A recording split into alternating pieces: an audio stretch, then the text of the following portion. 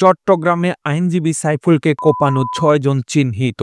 আইনজীবী হত্যার ঘটনায় আটক ৬ জনকে ভিডিও ফুটেজ দেখে শনাক্ত করা হয়েছে বলে জানিয়েছে প্রধান উপদেষ্টার কার্যালয়। চট্টগ্রামের সহকারী পাবলিক প্রসিকিউটর সাইফুল ইসলাম হত্যার ঘটনায় সন্দেহভাজন হিসেবে আটক ৬ জনকে ভিডিও ফুটেজ দেখে শনাক্ত করা হয়েছে। প্রধান উপদেষ্টার কার্যালয় থেকে আজ বুধবার এক ফেসবুক পোস্টে এ তথ্য জানানো হয়েছে। ফেসবুক পোস্টে আরও বলা হয়, হত্যার ঘটনায় সন্দেহভাজন অন্তত ৬ জনকে আটক করেছে চট্টগ্রাম মেট্রোপলিটন পুলিশ।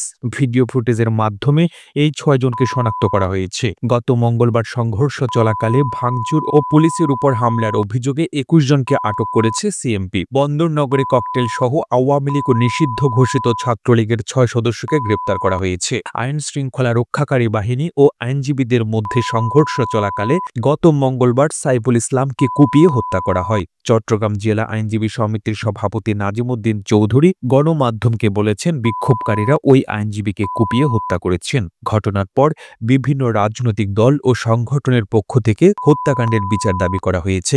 পাশাপাশি সবাইকে শান্ত ও সতর্ক থাকার আহ্বান জানানো হয়েছে। প্রধান উপদেষ্টা ডক্টর মোহাম্মদ ইউনূস আইনজীবীকে হত্যার নিন্দা জানিয়েছেন এবং তিনি এ হত্যাকাণ্ডের তদন্ত ও যথাযথ আইনি প্রক্রিয়া গ্রহণের নির্দেশ দিয়েছেন। এদিকে সিএমপি জানিয়েছে, চট্টগ্রামে আইন শৃঙ্খলা রক্ষাকারী বাহিনীর উপর হামলা ও আইনজীবী হত্যার অভিযোগে ৩০ জনকে আটক করা হয়েছে। গত মঙ্গলবার রাতে নগরের কোতোয়ালি এলাকার অভিযান চালিয়ে তাদের আটক করে যৌথ বাহিনী। নগর পুলিশের অতিরিক্ত উপকমিশনার কাজী মোহাম্মদ তারেক আজিজ গণমাধ্যমকে বলেন, আটকদের সংশ্লিষ্টতা যাচাই বাছাই করা হচ্ছে। আইন শৃঙ্খলা রক্ষাকারী বাহিনীর উপর হামলা ও আইনজীবী খুনের মামলার প্রস্তুতি চলছে। প্রতিবেদনটি ভালো লেগে থাকলে আপনার ফেসবুকের টাইমলাইনে এখনই শেয়ার করুন।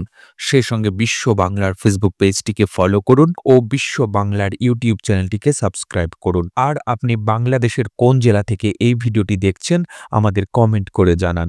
আমরা পরবর্তী ভিডিওতে আপনাকে ধন্যবাদ জানাতে ভুলব না। এতক্ষণ বিশ্ব বাংলার সাথে থাকার জন্য অসংখ্য ধন্যবাদ।